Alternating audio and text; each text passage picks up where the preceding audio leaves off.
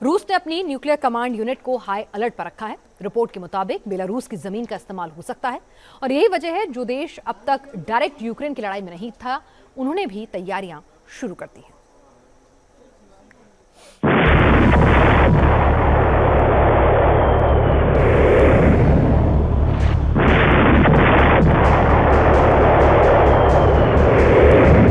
एक साथ मारे जाएंगे करीब 3 करोड़ लोग।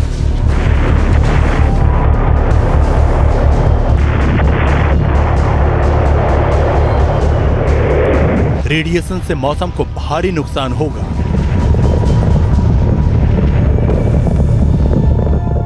जो बच जाएंगे उनके लिए जीना आसान नहीं होगा।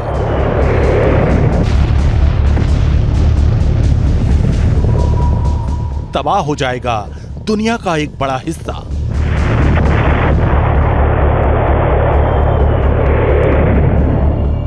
जिस जंग को महज 12 घंटे में जीतने के प्लान पर रूस अपनी फौजी बेड़े के साथ निकला, उस जंग में रूस को अब कड़ी टक्कर मिल रही है।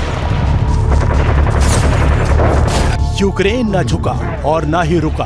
पुतिन के अल्टीमेटम और एक्शन के बावजूद यूक्रेन के अंदर अब रूसी सेना को करारा जवाब भी मिलने लगा।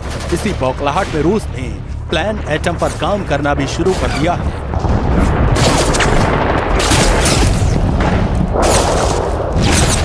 परमाणु हथियारों के मामले में दुनिया का नंबर 1 देश रूस क्या वाकई परमाणु हमले का ब्लूप्रिंट बना रहा है या फिर अलग थलग पड़ने के बाद एटम बम ब्लैकमेलिंग का हथियार है?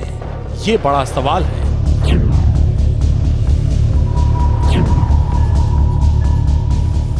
ना तो पुतिन ने इस्तेमाल करने हैं न्यूक्लियर वेपन, ना ही यूरोपियन नेशंस करेंगे न्यूक्लियर वेपन्स, क्योंकि उनको पता है कि परमाणु युद्ध अगर हुआ तो सारी दुनिया तबाह हो जाएगी। ये सिर्फ एक पोजीशनिंग है और ये प्रेशर डालने के लिए यूक्रेन के ऊपर और यूरोपियन नेशंस के ऊपर और अमेरिका के ऊपर कि देखिए अगर आप ये इसको सपोर्ट करना बंद नहीं करेंगे, आप जो सैंक्शंस वगैरह लगा रहे हैं रशिया के ऊपर उसको नहीं बंद करेंगे, आप ये ज़ेलेंस्की को सपोर्ट करना नहीं बंद करेंगे, तो मैं परमाणु जंग छेड़ दूंगा। युद्ध के 5वें दिन रूस के रक्षा मंत्रालय की रिपोर्ट ने एटम बम का सायरन बजा दिया। रूस की मीडिया स्पुतनिक के मुताबिक रूस की न्यूक्लियर फोर्स हाई अलर्ट पर है। एटमी कमांड वाली यूनिट की छुट्टियां रद्द कर दी गई हैं। न्यूक्लियर डिटरेंट फोर्स बेहद खतरनाक दस्तों में से एक है। फोर्स के पास परमाणु हथियारों से लैस मिसाइलें हैं। जिस बेलारूस की सेना ने रूसी सेना के साथ मिलकर यूक्रेन पर धावा बोला था, जो बेलारूस यूक्रेन रूस की वार्ता के केंद्र में है, उसी नॉन एटॉमिक देश बेलारूस में न्यूक्लियर कमांड की तैनाती की खबरें हैं। मतलब परमाणु हथियार तो रूस के होंगे, मगर लॉन्चिंग के लिए बेलारूस की धरती का इस्तेमाल हो सकता है। बताया जा रहा है कि रूस ने यूक्रेन में अपनी सीमा और बेलारूस की सीमा पर पहले से ही कई परमाणु ठिकानों को बना रखा है, जहां तैनात लॉन्चर्स से परमाणु मिसाइलों को फौरन फायर किया जा सकता है। इसी को लेकर यूरोपियन यूनियन से लेकर अमेरिका तक हाई अलर्ट पर है। जो अमेरिका अब तक इस लड़ाई में सीधे तौर पर नहीं उतरा, वो अमेरिका अब रूस के न्यूक्लियर कमांड की तैयारियों के बीच एक्टिव हो गया है। अमेरिका ने अपनी स्ट्रेटेजिक कमांड यूनिट को अलर्ट कर दिया है। साथ ही साथ अमेरिकी विदेश मंत्रालय ने बेलारूस की राजधानी मिन्स्क में अपने दूतावास के लोगों से देश वापस लौटने को कहा है। इतना ही नहीं, अमेरिका ने मॉस्को से सभी अमेरिकियों को वापस अमेरिका लौटने को कहा है। यानी परमाणु संपन्न 2 महाशक्ति अब आमने सामने हैं। महाविनाश के परमाणु हथियारों की बात करें, पहले नंबर पर रूस का नाम है, जिसके पास 6257 न्यूक्लियर वॉरहेड हैं, जबकि अमेरिका दूसरे नंबर पर है, जिसके पास 5600 न्यूक्लियर वॉरहेड हैं। रूस की न्यूक्लियर डिटरेंट फोर्स में शामिल परमाणु मिसाइलें और बम तभी हमला करेंगे जब उसे लॉन्च ऑर्डर मिलेगा, लेकिन इसे एक्टिव मोड में डालकर ही रूस ने दुनिया को हिला दिया है।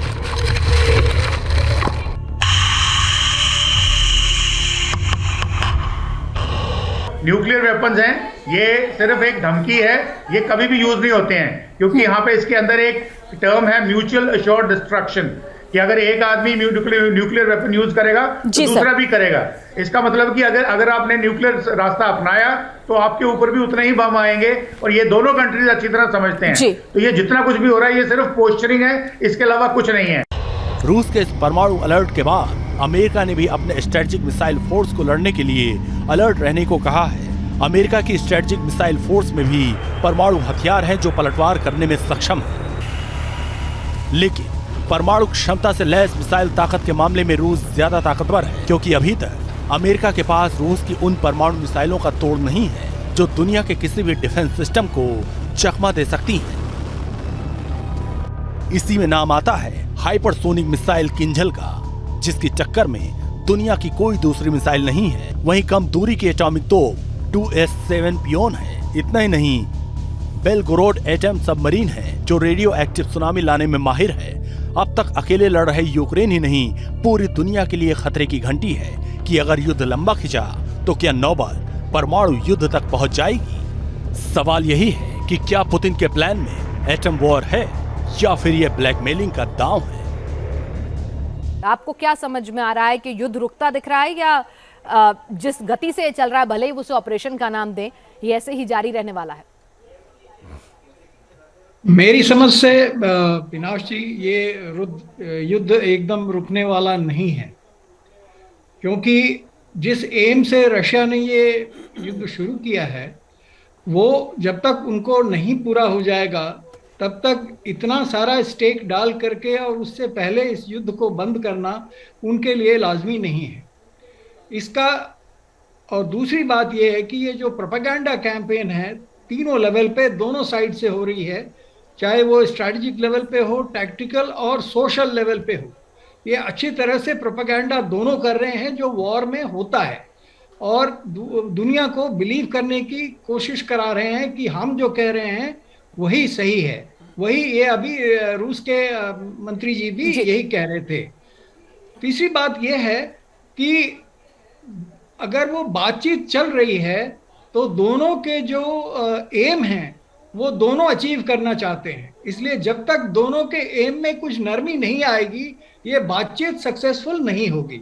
और इसके लिए ये ज़रूरी है कि यूएसए और नाटो एक तरफ और रशिया, मिस्टर पुतिन, दोनों थोड़े थोड़े नर्म पड़ें, और जो कुछ समझदार लोग जो बता रहे हैं जो इस दुनिया को अभी वर्ल्ड वॉर की तरफ नहीं ले जाना है, उनकी बात को थोड़ा ध्यान से सुने, क्योंकि जो शुरुआत की गई थी वो अभी एकदम कन्वेंशनल वॉर की शुरुआत थी और चल रही है। उसको अभी न्यूक्लियर हालात में बदलने की जो कोशिश हो रही है ये भी एक प्रोपेगेंडा है और उसका फायदा लेना चाहते हैं दोनों तरफ से। तो इसको भी रोकना है, क्योंकि फॉग ऑफ वॉर में कब क्या गलतियां हो सकती हैं ये जानना बड़ा मुश्किल होता है। इसलिए इससे पहले कि ये गलतियां किसी से भी हो जाएं, जो समझदार देश हैं और ये दोनों ग्रुप हैं, इनको समझाना बहुत ही जरूरी है। बिल्कुल, नहीं तो एक लंबे कोल्ड वॉर, एक लंबे एक युद्ध के जैसे हालात के लिए हम जा रहे हैं, जो इस वक्त कोविड के 2 साल जो हमने गंवाए हमारी अर्थव्यवस्था ने, उसके बाद ये क्षति जो है हम झेलने के लिए पूरा दुनिया तैयार नहीं है और उसका नुकसान हर कोई भुगतेगा।